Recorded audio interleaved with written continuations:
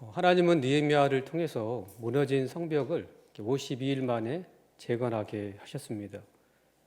그렇게 무너진 성벽만 다시 세운 게 아니라 그들의 무너졌던 신앙도 다시 회복하게 하셨습니다. 그런데 느헤미야가 잠시 메대 바사에 다니러 갑니다. 잠시 조국 이스라엘을 떠나 이 바사에 있을 때 이스라엘에 문제가 발생합니다. 이스라엘 백성들의 지도자들부터 백성에 이르기까지 마음이 점점 해이해지기 시작했습니다. 하나님께로부터 점점 멀어져 가고 그 마음이 세상을 향하기 시작했습니다. 신앙의 성장이 아닌 신앙의 안주를 넘어서 신앙의 퇴보를 이루게 된 거죠. 잠시 바사에 있는 사이에 이런 안 좋은 조국의 소식을 느헤미야가 듣게 됩니다. 안타까운 소식을 듣고 느헤미야는 가만히 있지 않고 다시 바로잡고자 조국 이스라엘로 돌아오게 됩니다. 이스라엘 백성들의 신앙을 개혁하고자 다시 돌아오게 된 거죠. 이스라엘 백성들처럼 우리도 가만히 두면 신앙이 더 좋아지는 것이 아니라 안주하거나 퇴보하게 됩니다. 그래서 우리는 자신의 신앙을 살피고 계속 개혁을 이루어가야 합니다. 로마서 12장 2절을 같이 읽겠습니다. 시작. 너희는 이 세대를 본받지 말고 오직 마음을 새롭게 함으로 변화를 받아 하나님의 선하시고 기뻐하시고 온전하신 뜻이 무엇인지 분별하도록 하라. 우리는 이 악한 세대를 본받지 않고 마음을 새롭게 함으로 변화를 받아야 합니다. 그래서 하나님의 선하시고 기뻐하시고 온전하신 뜻이 무엇인지 분별하고 순종해야 합니다. 다시 말해 신앙의 개혁, 삶의 개혁을 계속 이뤄가야 합니다. 신앙의 개혁을 이뤄가려면 먼저 내 신앙의 상태가 어떤지를 우리가 잘 살펴야 합니다. 느헤미야는 개혁을 하기 전에 먼저 이스라엘 백성들을 잘 살폈습니다. 10절에 보면은 또 알아본즉, 또 15절에도 내가 본즉, 23절에도 내가 또 본즉, 이렇게 먼저 느헤미야는 백성들의 신앙의 모습을 살폈습니다. 그래서 우리가 삶을 개혁할 때도 신앙을 개혁할 때도 말씀으로 우리 자신의 마음과 또 삶과 가정과 교회 공동체를 먼저 잘 살피는 것이 중요합니다. 내 신앙의 어떤 부분을 개혁해야 하는지 살피고 점검할 수 있는 기준은 하나님의 말씀입니다.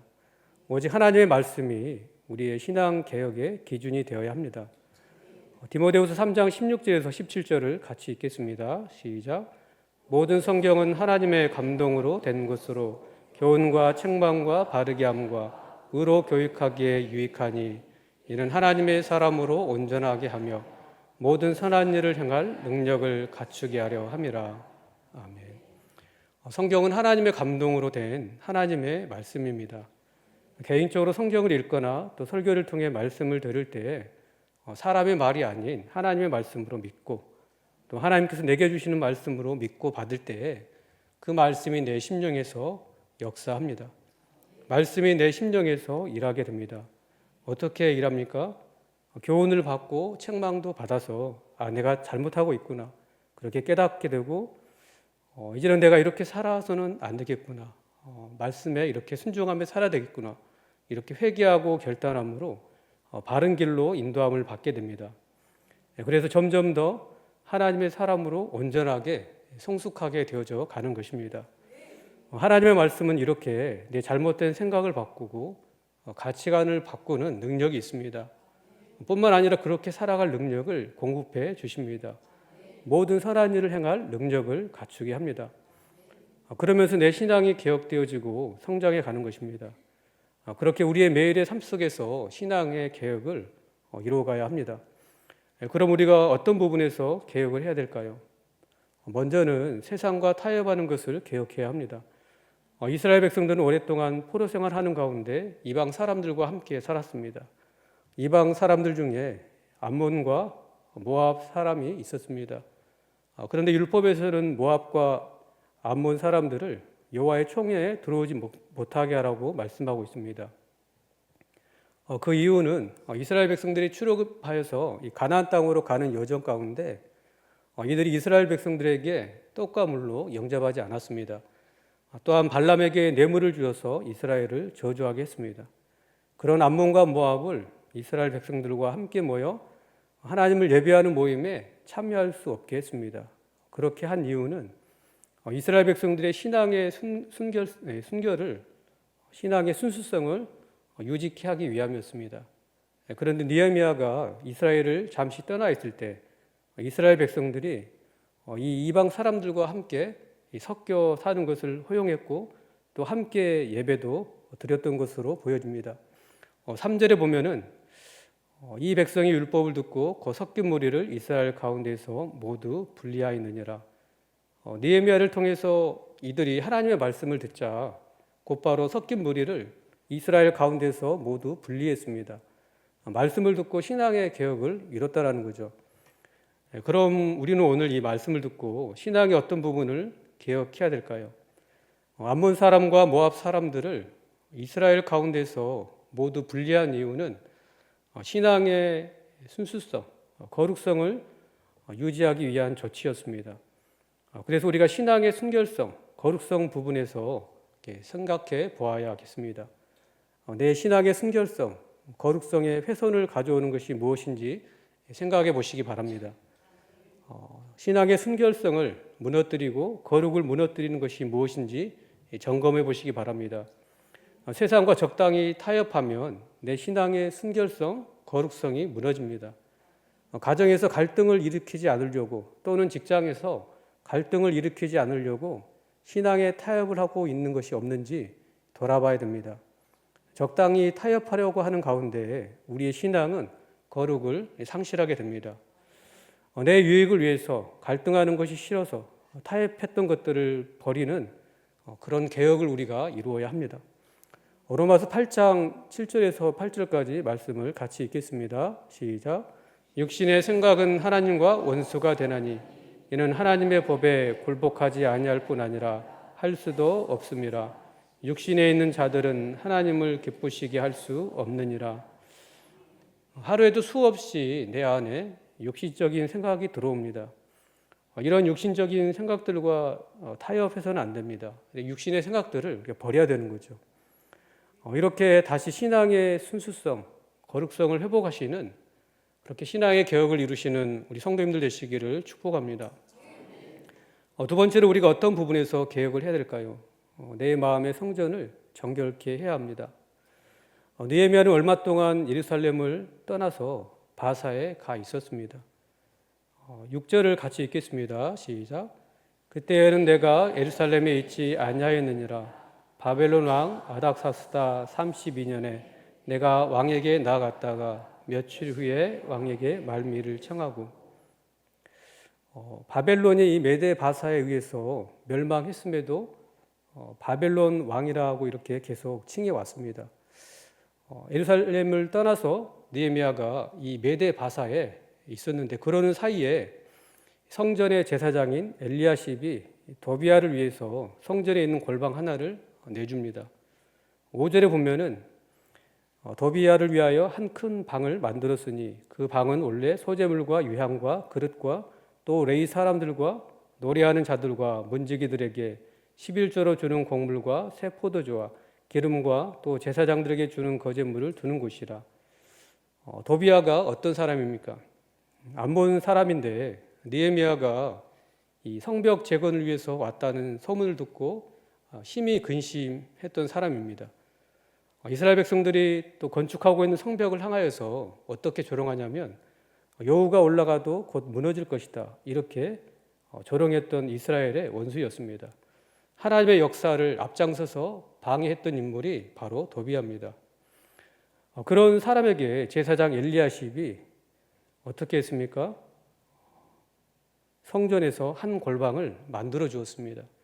그곳은 성전에서 하나님께 제사 드리는 데 사용되는 그릇과 제물들을 두는 곳입니다. 그런데 그 그릇들과 제물들을 다 치워버리고 이 악한 도비야에게 큰 방을 만들어 주었습니다. 가장 악한 자를 거룩한 성전에 거처를 마련해 준 거죠. 이런 악한 일을 느헤미야가 알았습니다. 우리 7절을 같이 읽겠습니다. 시작. 예루살렘에 이르러서야 엘리야십이 도비아를 위하여 하나님의 전뜰에 방을 만든 악한 일을 안지라. 악한 일을 알게 된 느헤미야는 가만히 있지 않았습니다.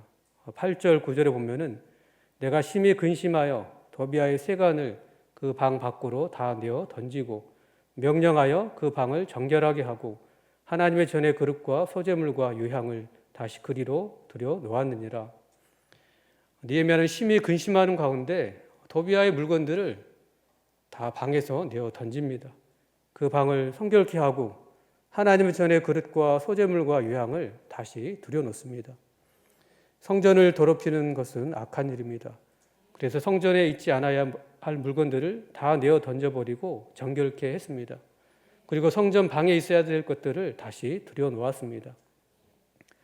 그럼 우리는 느헤미야가 성전을 정결케 한 말씀을 듣고 신앙의 어떤 부분을 개혁해야 될까요? 우리는 성령님을 모시는 이 성전입니다. 고린도전서 3장 16절을 같이 읽겠습니다. 시작. 너희는 너희가 하나님의 성전인 것과 하나님의 성령이 너희 안에 계시는 것을 알지 못하느냐. 내 안에 더러운 것들을, 내 안에 그런 추악하고 부끄러운 죄들을 다 회개하여 정결케 해야 합니다. 성전은 거룩한 하나님께서 임재하시는 곳이었습니다. 내 마음의 성전에 거룩한 하나님이 왕으로 임재하고 계셔야 합니다. 그래서 그 왕 되신 하나님의 우리가 통치를 받아야 합니다. 그런데 성전된 내 마음의 왕자에 어떤 것이 왕이 되어 있습니까? 우상을 다 내어 던져버려야 합니다. 그리고 다시 왕이신 주님을 우리 마음에 모셔야 합니다. 주님의 통치를 받아야 합니다. 이렇게 계속 신앙의 개혁을 이루어 가시기 바랍니다. 더 나아가 주위 환경을 돌아보아야 합니다. 그래서 여러분의 삶의 자리에서 내 육체의 정욕을 부추기는 것들을 다 치워버려야 합니다. 다 내어 던져서 치울 수 없는 것이라면 그것들을 다 멀리하고 피해야 합니다. 고린도전서 6장 18절을 같이 읽겠습니다. 시작. 음행을 피하라. 사람이 범하는 죄마다 몸 밖에 있거니와 음행하는 자는 자기 몸의 죄를 범하느니라. 음행을 부추기는 어떤 것이 있다면 그것을 피하는 것이 지혜입니다. 또 내가 만나는 사람 중에 육체의 정욕을 부추기는 사람이 있다면 그 사람과 가까이 하지 않아야 합니다. 디모데후서 2장 22절에 보면은 또한 너는 청년의 적용을 피하고 주를 깨끗한 마음으로 부르는 자들과 함께 우와 믿음과 사랑과 화평을 따르라 라고 말씀하고 있습니다. 육체의 정욕을 피하라고 말씀합니다. 그렇게 육체의 정욕을 부추기는 사람을 우리가 피해야 합니다. 대신 주를 깨끗한 마음으로 부르는 자들과 함께 교제하기를 힘써야 합니다.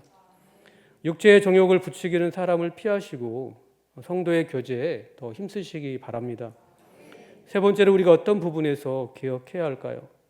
자신이 있어야 할 자리로 다시 돌아오는 것입니다. 느헤미야는 예루살렘에 다시 돌아와서 잘 살폈습니다. 10절을 같이 읽겠습니다. 시작. 내가 또 알아본즉 레위 사람들이 받을 몫을 주지 아니하였으므로 그 직무를 행하는 레위 사람들과 노래하는 자들이 각각 자기 밭으로 도망하였기로. 느헤미야는 성전에서 제사장들과 레위인들이 제사를 잘 드리는지 여부, 또 백성들이 11조를 잘 하는지 여부를 알아보았습니다. 이스라엘 백성들의 신앙의 상태를 다시 살폈다고 할 수 있습니다. 느헤미야의 관심은 다른 데 있지 않고 이스라엘 백성들이 하나님을 잘 섬기는지, 하나님을 사랑하는지, 말씀대로 살고 있는지 그런 여부에 관심이 있었습니다. 이스라엘 백성들의 신앙 상태를 살펴보니까 예전의 삶으로 다시 돌아가 버렸습니다. 그런데 레위 사람들에게 주어야 할 몫을 주지 않았습니다. 당시 성전에서 봉사하는 사람들은 제사장, 레위인들, 그리고 노래하는 자들도 있었습니다. 이들은 지금으로 말하면 자신들의 직업이 없이 오직 성전에서 봉사하는 일에 전념하는 전임 사역자들이었습니다. 전임 사역자들이 정당한 급여를 받지 못하니까 생계를 위해서 자기 자리를 떠나고 말았습니다. 그래서 하나님의 전이 버림받아 버렸습니다. 그래서 느헤미야는 민장들을 불러다가 꾸짖고 그리고 레위 사람들을 불러 모아 다시 제자리에 세웁니다. 11절을 같이 읽겠습니다. 시작. 내가 모든 민장들을 꾸짖어 이르기를 하나님의 전이 어찌하여 버림바 되었느냐 하고 곧 레위 사람을 불러 모아 다시 제자리에 세웠더니 레위인들이 있어야 될 자리는 하나님의 전입니다. 그래서 그들은 자기 자리에서 자신의 직무를 성실히 감당해야 합니다.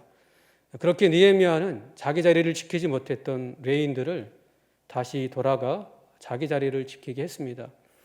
내가 있어야 될 자리를 지키지 못하고 떠나 있다면 다시 자기 자리로 돌아가는 것이 개혁입니다. 성도가 마땅히 있어야 될 자리는 예배의 자리입니다. 우리가 읽지는 않았지만 15절부터 22절까지는 안식일을 다시 거룩하게 지키도록 힘쓰는 모습이 기록되어 있습니다. 느헤미야는 이스라엘 백성들의 삶을 살폈습니다. 15절에 보면은 그때 내가 본즉 이런 단어가 나옵니다. 느헤미야는 이스라엘 백성들의 삶을 잘 살폈습니다. 그랬더니 안식일을 어기고 있다는 것을 알게 되었습니다. 전에 이스라엘 백성들은 안식일을 범하지 않겠다고 결단했고 그 이후에 안식일을 잘 지켰습니다. 그런데 시간이 흐르는 가운데 다시 옛생활로 돌아가 버리고 말았습니다. 그래서 느헤미야는 안식일을 어기는 자들을 경계합니다. 그리고 백성들로 하여금 안식일을 거룩하게 지키도록 지도해야 될 책임이 있는 그런 귀인들을 꾸짖습니다. 느헤미야서 13장 17절에 보면은 내가 유다의 모든 귀인들을 꾸짖어 그들에게 이르기를 너희가 어찌 이 악을 행하여 안식일을 범하느냐. 느헤미야는 안식일을 범하는 것이 악한 일이고 또 이스라엘이 하나님의 징계를 받은 이유가 안식일을 범한 죄 때문이라고 상기시킵니다. 그리고 그 이후의 말씀을 보면 안식일을 지키게 하기 위해 실제적인 그런 조치를 취합니다. 성문을 지켜서 아무도 안식일에 장사하지 못하게 합니다. 우리는 오늘날 주일을 지킵니다. 우리의 생명의 근원이신 주님께서 주일에 부활하셔서 우리가 새 생명을 얻은 날이 주일이기 때문에 주일에 함께 모여 예배를 드립니다. 성도는 하나님 앞에 갈 때까지 주일을 거룩히 지켜야 합니다. 왜냐하면 주일은 주의 날이기 때문입니다. 그래서 자신의 일을 위해 주일을 어기는 것은 하나님의 날을 도둑질하는 것이 됩니다. 주일은 거룩한 날입니다. 출애굽기 31장 14절에 보면은 너희는 안식일을 지킬지니 이는 너희에게 성일이 되며라. 거룩은 구별이란 뜻입니다. 물론 우리가 6일 동안 세상 속에서 살지만 세상과 구별된 거룩한 삶을 살아야 됩니다. 특히 주일은 거룩히 구별된 날이 되어야 합니다. 어떻게 구별된 날로 지킬 수 있습니까? 모든 성도들이 함께 모여 하나님을 예배하는 날이 되어야 합니다. 성도의 교제를 나누고 또 하나님 주신 은사로 교회를 섬기고 봉사해야 합니다. 이렇게 함으로 하나님께 영광 돌리고 또 서로의 믿음이 자라고 영적으로 한 가족이라는 것을 느끼고 그렇게 하나가 되는 것입니다. 이렇게 성도가 세상에서 신앙의 순수성을 유지하고 하나님의 뜻을 이루어드리는 삶을 살기 위해서는 함께 모여 예배하는 것이 정말 중요합니다. 주일을 빠지게 되면 자연스럽게 믿음이 약해지고 하나님으로부터 멀어지게 되고 세상과 타협하고 거룩을 상실하게 됩니다. 우리의 삶은 하루하루가 영적인 싸움입니다. 함께 모여 예배할 때 하나님께서 영적인 힘을 더하시고 세상에서 믿음의 선한 싸움을 싸우게 힘을 주십니다. 주일에 하나님을 예배할 때 하나님은 우리의 영육의 회복과 힘을 주십니다. 바쁘다고 해서 사람과의 관계 때문에 우리가 주일을 양보해서는 안 됩니다. 바쁘면 주일을 지키기 위해서 평소에 더 부지런히 살아야 합니다. 예배의 자리를 지키지 못하고 있다면 회개하고 예배의 자리로 다시 돌아오는 것이 개혁입니다. 성도가 지켜야 될 자리는 기도의 자리입니다. 데살로니가전서 5장 16절 18절을 같이 읽겠습니다. 시작. 항상 기뻐하라. 쉬지 말고 기도하라. 범사에 감사하라. 이것이 그리스도 예수 안에서 너희를 향하신 하나님의 뜻이니라. 우리는 하나님의 뜻을 이렇게 알고 싶어 합니다. 성경에 나를 향한 하나님의 뜻이 기록되어 있는데 우리를 향한 하나님의 뜻은 쉬지 않고 기도하는 것입니다. 기도를 쉬지 않는 것이 하나님의 뜻입니다. 지속적으로 기도하고 평생에 기도하는 것이 하나님의 뜻입니다. 성도가 무슨 일이 있어도 지켜야 될 자리는 기도의 자리인 줄 믿으시기 바랍니다. 또한 교회를 섬기라고 주신 직분, 사역이 있습니다. 다른 일 때문에 직분을 소홀히 하고 사역을 소홀히 하고 있거나 아예 떠나 있다면 맡기신 사명, 맡기신 사역의 자리로 다시 돌아오는 것이 개혁입니다. 있어야 될 자리로 다시 돌아오게 되시기를 주의 이름으로 축복합니다. 성도가 지켜야 될 자리, 의무 중에 하나는 또한 11조입니다. 우리 12절을 같이 읽겠습니다. 시작. 이에 온 유다가 곡식과 새 포도주와 기름의 11조를 가져다가 곳간에 드림으로. 느헤미야는 백성들에게 11조를 가져오게 했습니다. 그러자 온 유다가 곡식과 새 포도주와 기름의 11조를 가져왔습니다. 느헤미야가 하나님의 말씀을 다시 가르치니 이스라엘 백성들이 중단했던 11조를 다시 한 거죠. 헌금 생활에 개혁을 한 것입니다. 말라기서 3장 8절에 보면은 사람이 어찌 하나님의 것을 도둑질하겠느냐, 그러나 너희는 나의 것을 도둑질하고도 말하기를 우리가 어떻게 주의 것을 도둑질하였나이까 하는도다. 이는 곧 11조와 봉헌물이라. 11조는 하나님의 것, 주의 것입니다. 그래서 11조를 하지 않는 것은 주의 것을 도둑질하는 것이 됩니다. 말라기서 3장 10절에 보면은 만군의 여호와가 이르노라 너희의 온전한 11조를 창고에 들여 나의 집에 양식이 있게 하고 그것으로 나를 시험하여 내가 하늘 문을 열고 너희에게 복을 쌓을 것이 없도록 붙지 아니하나 보라. 하나님은 11조를 도둑질이다라고 그런 말씀만 한 게 아니라 온전한 11조를 하면 내가 하늘 문을 열고 너희에게 복을 쌓을 것이 없도록 주는지 주지 않은지 시험해 보라고 그렇게까지 말씀하셨습니다. 목회자나 성도는 자신의 직무를 성실히 감당해야 합니다. 목회자는 성도들에게 11조를 잘 가르쳐야 될 의무가 있습니다. 성도들에게 복받는 비결을 가르쳐야 될 의무가 있습니다. 그리고 성도는 하나님 말씀에 따라서 11조를 성실히 감당해야 될 의무가 있습니다. 그렇게 목회자와 성도가 자기 자리를 지킬 때 하나님의 전이 버림받지 않습니다. 목회자는 기도에 말씀에 집중하게 되고 성도는 예배를 통해 은혜를 받게 되는 것입니다. 교회가 그렇게 든든히 세워져 가는 것입니다. 혹 자신이 지켜야 될 직무를 소홀히 하고 있다면 다시 자기 자리로 돌아오는 그 개혁을 이루게 되시기를 축복합니다. 느헤미야는 개혁을 이루고 하나님께 기도했습니다. 우리 14절 말씀을 같이 읽겠습니다. 시작. 내 하나님이여 이 일로 말미암아 나를 기억하옵소서. 내 하나님의 전과 그 모든 직무를 위하여 내가 행한 선한 일을 더 말하지 마옵소서. 느헤미야의 기도를 보면 그의 믿음을 볼 수 있습니다. 사람들이 알아주기를 바라는 것이 아니라 하나님이 알아주기를 바라는 믿음입니다. 하나님께서 자신이 행한 선한 일을 결코 잊어버리지 않고 상을 주실 것이라는 믿음이 느헤미야에게 있었습니다. 이는 히브리서 말씀처럼 상 주시는 이인 하나님을 바라보는 믿음이 있었습니다. 히브리서 11장 24절 26절을 같이 읽겠습니다. 시작. 믿음으로 모세는 장성하여 바로의 공주의 아들이라 칭함받기를 거절하고 도리어 하나님의 백성과 함께 고난받기를 잠시 죄악의 낙을 누리는 것보다 더 좋아하고 그리스도를 위하여 받는 수모를 애굽의 모든 부하보다 더 큰 재물로 여겼으니 이는 상 주심을 바라봄이라. 아멘.